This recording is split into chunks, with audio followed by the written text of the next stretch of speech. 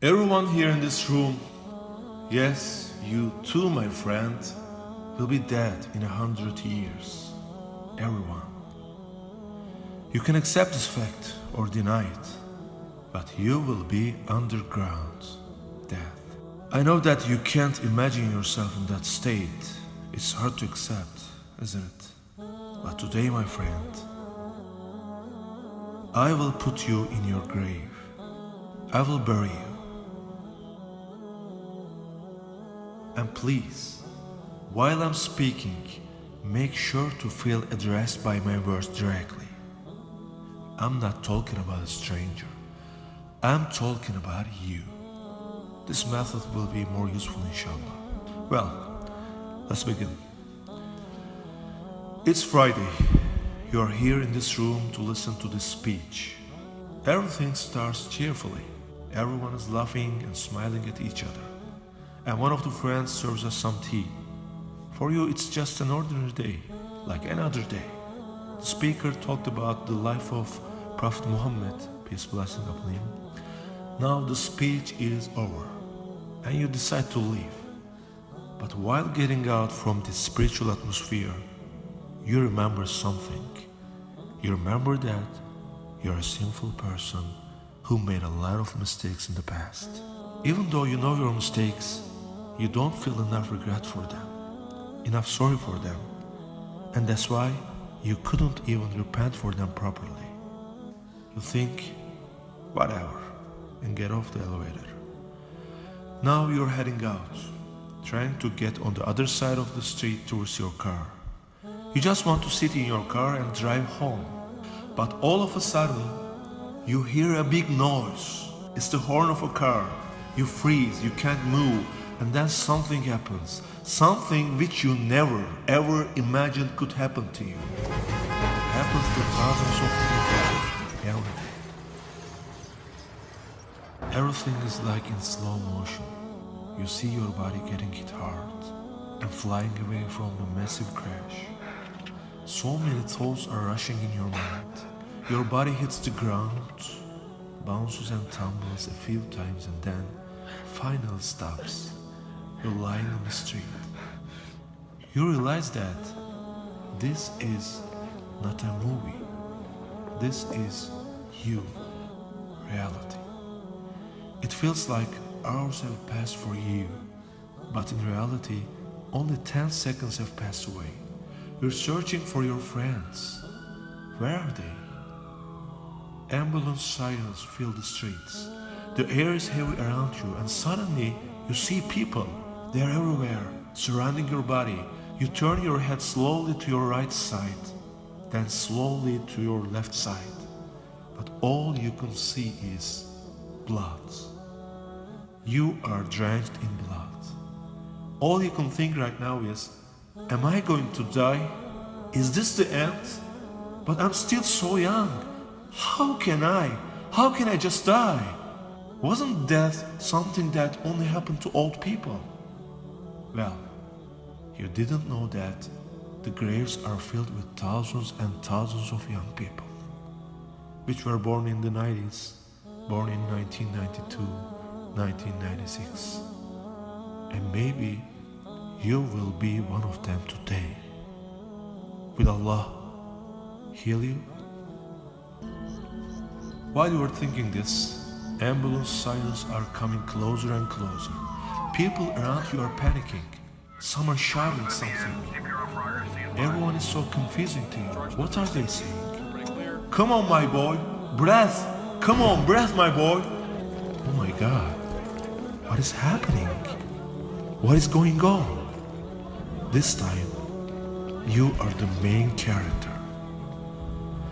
You lost so much blood, and your wounds don't stop bleeding. You lost so much blood that your body starts shaking. You feel your body getting numb. Then, firm hands start to move your body. They carry you somewhere. You're in the ambulance. The ambulance drives off with high speed. You can hear the sirens and the ambulance horn. Move out of the way. Man, move. Come on, move. You come closer to the hospital. The people around you try to stop your bleeding. They try to do something to help you, but how much will it help you? Now you arrive at the hospital, and suddenly 9 to 10 people are surrounding you. They start with your surgery. They try to get you back, try to make you return to this world. But this time, it is as if you have come close to the end. You have never come so close to death. There's a feeling arising inside you which fills the air around you. The air has become heavy. It's so strong that the people around you seem to feel it too. What do you feel? One word. Regret. You feel regret. You want to go back. Just one more chance is what you think. The doctors and nurses are rushing around you. All you can think is one thought. Can they rescue me? Digital noises are interrupting your thoughts. What is going on? When surgery goes on, the doctor comes closer to your face. What's wrong? His expression has changed. The man who was rushing all the time, who was scared to lose his patient, now has a hurt expression on his face. His face speaks thousands of words. And while your open wounds keep bleeding, he turns his back to your body and starts to walk away. Just walk away. More people keep walking away from you. 2 more. And there are 6 left. And then 5, 4. They left you alone. But in the distance, you feel their presence. There's someone watching you. Someone watching you from the outside of the room. Watching you through the glass. Who is that? Who is looking at you while everyone is leaving? Well, let's rewind back 15 minutes. In the house of your parents, a phone is ringing. Your mother picks up the phone, listens, and says, "Yes, that's me." Suddenly, tears drop down her face, and a hopeless cry comes out of her throat. "My child." No. It's your mother. She's watching you. Hopeless. She opens her hands for prayer. "Ya Rab, please forgive my son. Please let him live. He's still so young. He isn't on the right path, I know. Not on your path yet. His life is full of mistakes, Ya Rab. Not now. I beg you, not now. Ya Allah." She's begging. She's begging Allah, my friend. But the doctors already walked away from the surgery. They left you alone in that cold room. Is it already time for your soul to leave your body? Yeah, maybe. Because you can already see him. Azrail alayhi salam, the angel of death. The angel who appears as a friend if you would go through Allah's path. But remember, you didn't choose that path. Remember your past. You choose to spend your time in bars, drinking and numbing yourself. Remember, you decided not to care and looked at haram, thinking, why should it matter? Everyone is doing the same things. But today, my friend, today you feel regret. Because Azrail alayhi salam didn't come as a friend. He came as the frightening angel of torment. It is clear that your destination is not going to be a nice place. Or why should he scare you like that? And Azrail alayhi salam came to separate your soul from your body. You take your last breath.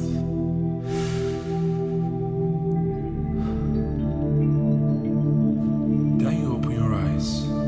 What do you see? There are people looking at you from above. They threw you in a hole, cold and dark. It's grave. You say, what is going on? Where am I going? To paradise or You ain't going anywhere, because first there is the grave torment for the people who couldn't please Allah. And there are so many people around you, your mother, your brothers, your sisters, your best friends and mates.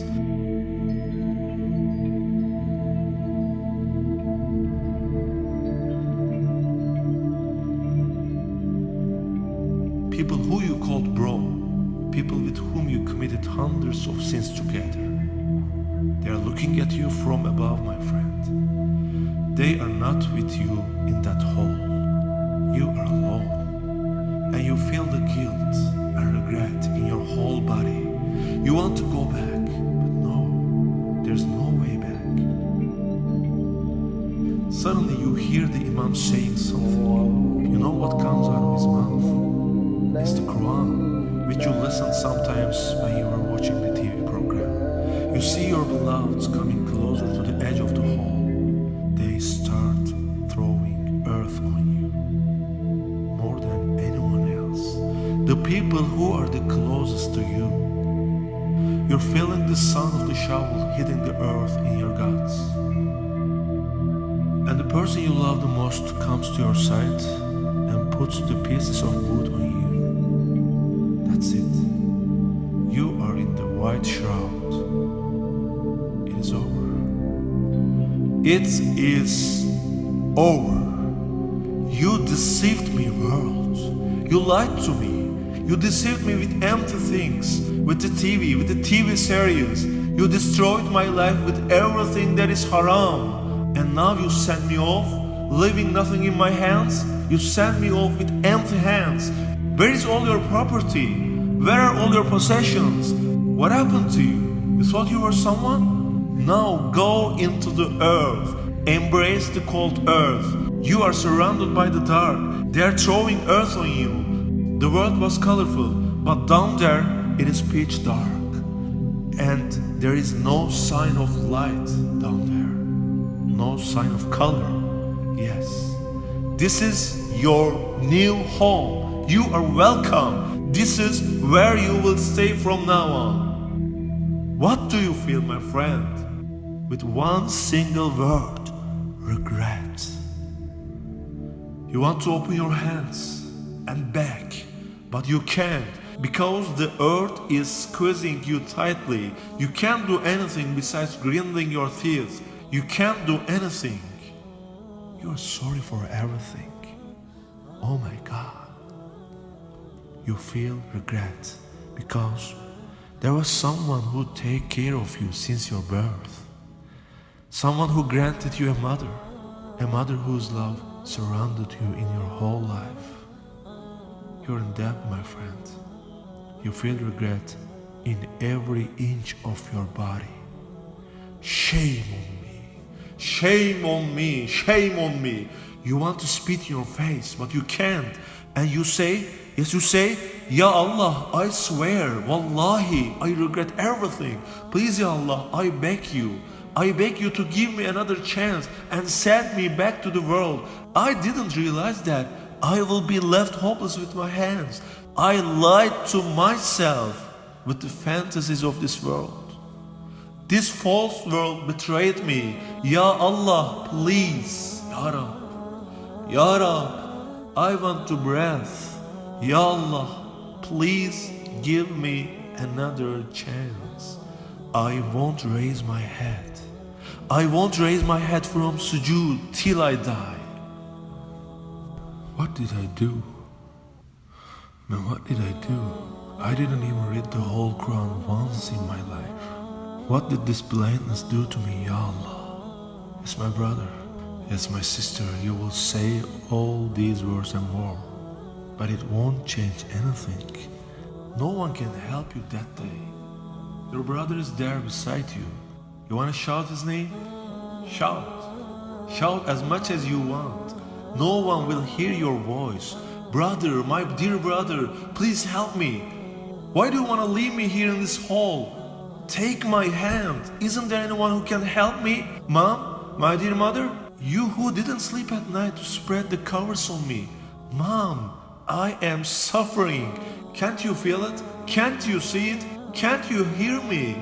Why didn't you hit me while I was committing all those sins?